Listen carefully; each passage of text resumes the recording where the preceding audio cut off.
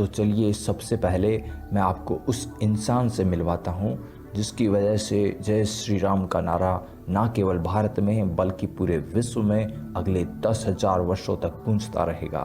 और वो इंसान कोई और नहीं बल्कि वो शायद कोई और नहीं बल्कि मैं ही हूँ।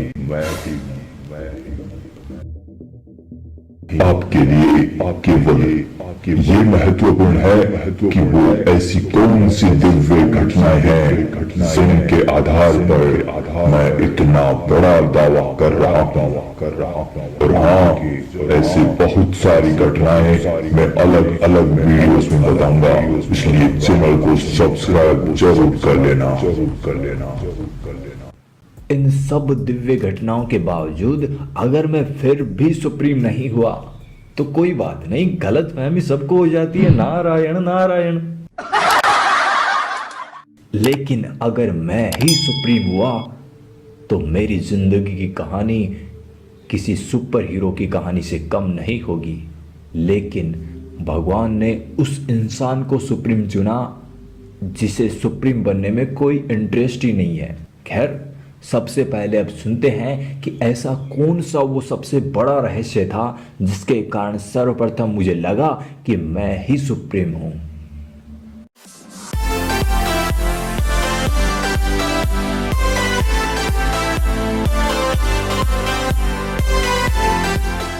मैं अच्छे से जानता हूं कि आप लोग मुझे 100% पागल ही समझ रहे होंगे और इसमें आप लोगों की बिल्कुल भी गलती नहीं है।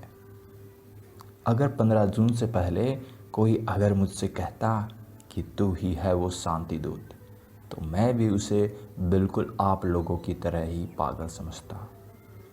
तो चलिए अब मैं आपको उस रहस्य के बारे में बताता हूँ कि आखिरकार 15 जून को ऐसा मुझे क्या पता चला जिसके कारण मैं इतना बड़ा दावा कर रहा हूँ। दरअसल मुझे उस दिन जिंदगी के बारे में प्रभु श्री हरि की कृपा से कुछ ऐसा रहस्य पता चला जिसके कारण मैं अभी तक खुशी से नाच ही रहा हूँ और अपनी मौत तथा मौत के बाद भी खुशी से नाचता ही रहूँगा। अभी मेरा जीवन इस कदर खुशनुमा हो चुका है कि पानी पीने में भी मुझे बहुत मज़ा आता है। और वो रहस्य है कि ज़िंदगी बोझ या जंग नहीं है, बल्कि वास्तव में भगवान के द्वारा बनाया हुआ जुमांजी टाइप ही कोई वीडियो गेम है और हम लोग उसी गेम में रहते हैं। शौक लगाना। और ये बात मैं अपने मन से नहीं कह रहा हूँ, बल्कि खुद भगवान ने भी अपनी बातों में बहुत बार इस राज के संकेत दिए हैं। उन्होंने महाभारत में अर्जुन से कहा था कि मैं तो बस अपनी माया का खेल देखकर आनंदित हो रहा हूँ और ये गेम ना केवल देखने में मज़ेदार है बल्कि खेलने में तो और भी ज़्यादा मज़ेदार है। और इसी कारण खुद भगवान हरि भी कभी राम बन के तो कभी श्याम बन के अपने ही बनाए हुए गेम को खेलकर मज़ा लेने आ जाते हैं। जय श्री हरि।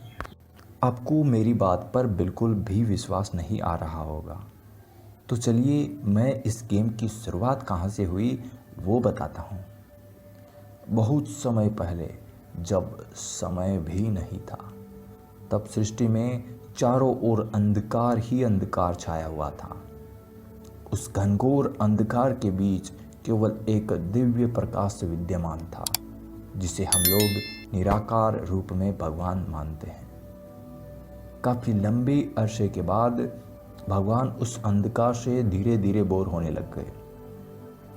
भगवान ने सोचा कि मेरे पास इतनी अनंत शक्ति है जिसका ना कोई ओर है ना कोई छोर, तो क्यों ना मैं अपनी शक्ति का सदुपयोग करूं और एक ऐसा गेम बनाऊं जिसे न केवल खेलने में मज़ा आए बल्कि देखने में भी मज़ा आए।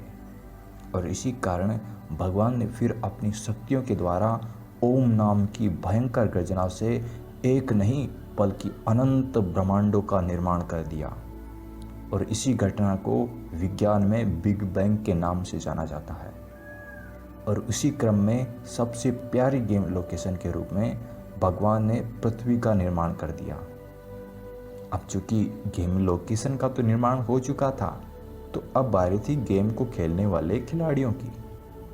अब चूंकि भगवान के अलावा तो इस पूरी सृष्टि में कोई दूसरा है ही नहीं, तो इसको खेलेगा कौन?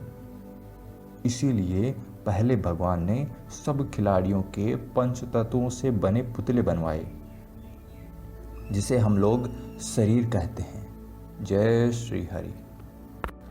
फिर भगवान ने उस शरीर रूपी गाड़ी को चलाने के लिए आत्मा रूपी ड्राइवर उन सभी शरीरों में भेज दिया, जो कि वास्तव में परमात्मा का ही एक अंश है। उसके बाद भी हमारे शरीर रूपी मशीन में बहुत सारे कार्य करने बाकी थे, जिसके कारण हम इस गेम को अच्छे से खेल सकें तथा आनंद उठा पाएं। ऐसे ही आने वाले और रोचक तथा परम कल्याणकारी वीडियोस देखने के लिए सब्सक्राइब कीजिए हमारे YouTube चैनल एक हरि भक्त को अभी।